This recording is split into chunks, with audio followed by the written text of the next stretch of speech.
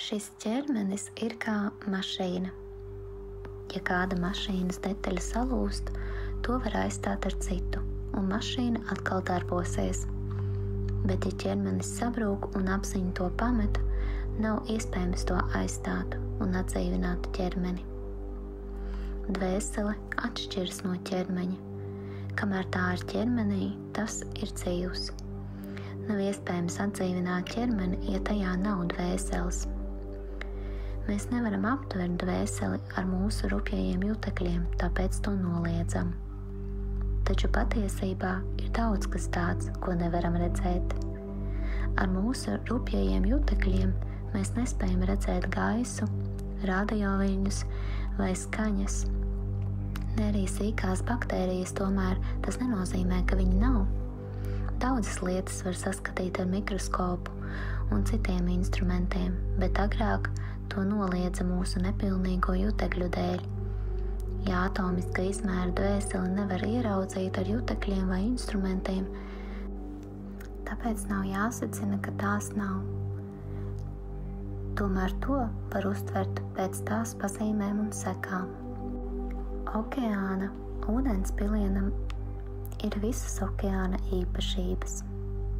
Tā arī mums, visaugstākā veseluma, mazām daļiņām piemīt tādas pašas enerģētiskās iespējas. Tik mazā atomiskā dvēsele darbina visu ķermeni dažādā apbrīnojamā veidā. Visā pasaulē mēs redzam tik daudz pilsētas, šosejas, tiltus, augstceltnes, pieminekļus, varenas civilizācijas, bet kas to visu ir paveicis? To visu ir paveikusi mazā garīgā dzirksts ķermenī. Ja šādus apbrīnojumus darbus veids mazā garīgā dzirksts, tad nevar pat iedomāties, ko spēj paveikt augstākais garīgais veselums. Mazā garīgā dzirksts tiecas pēc visaugstā veseluma īpašībām, zināšanām, svētlaimes un mūžības, bet piedzīvo vilšanos materiālā ķermeņa dēļ. Bhagavad Gītā ir norādījumi, kā piepildīt dvēseles vēlmes. Pašreiz mēs cenšamies sasniegt mūžību, svētlaimi un zināšanas ar nepilnīgiem līdzekļiem. Materiālais ķermenis mums traucē virzīties uz šiem mērķiem, tāpēc mums jāapzinās, ka esamība ir ārpus ķermeņa. Bet ar teorētiskām zināšanām, ka mēs neesam šis ķermenis, vēl ir par maz.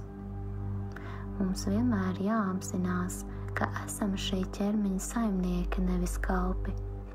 Ja mēs labi zinām, kā pareizi vadīt mašīnu, tad tā mums labi kalpos. Bet ja mēs to labi nepārzinām, tad mums draud briesmas. Ķermenis sastāv no jutekļiem, un jutekļi tiecas pēc to objektiem. Acis ierauga skaistu cilvēku un saka mums, cik skaista meitene vai cik skaists jauneklis. Iesim paskatīties to. Ausis mums saka, tur man ļoti skaista mūzika. Iesim paklausīties. Mēlis saka, tajā restorānā ir garšīgs ēdiens, iesim paēst. Tādā veidā jutekļi vazā mūs no vienas vietas uz otru, un mēs esam apmulsuši. Kā stiprs vējš aizdzen laivu, tā viens vienīgs juteklis, kuram pievērsies prāts, var aiznest projām cilvēka saprātu. Mums vajag mācīties valdīt pār saviem jutekļiem. Vēdu visu norādījumu jēga ir sasniegt dzīves augstāko mērķi, atgriezties pie Dieva.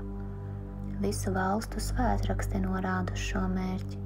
Tā ir bijusi visu reformātoru un āčārju misija. Piemēram, rietumos Kungs Jēzus Kristus veica šo pašu misiju. Kungs Buda un Muhameds arī darīja to pašu. Neviens mums neieteica padarīt šo materiālo pasauli par patstāvīgu dzīves vietu. Starp viņiem var būt neliela atšķirība atkarībā no valsts, laikmeta apstākļiem un viņu rakstu norādījumiem, tomēr galvenais princips ir tas, ka materiālā pasaule nav paredzēta mums, jo jādzīvo garīgajā pasaulē. To atzīst visi patiesi pārpasaulnieki. Hare Krishna, Hare Krishna, Krishna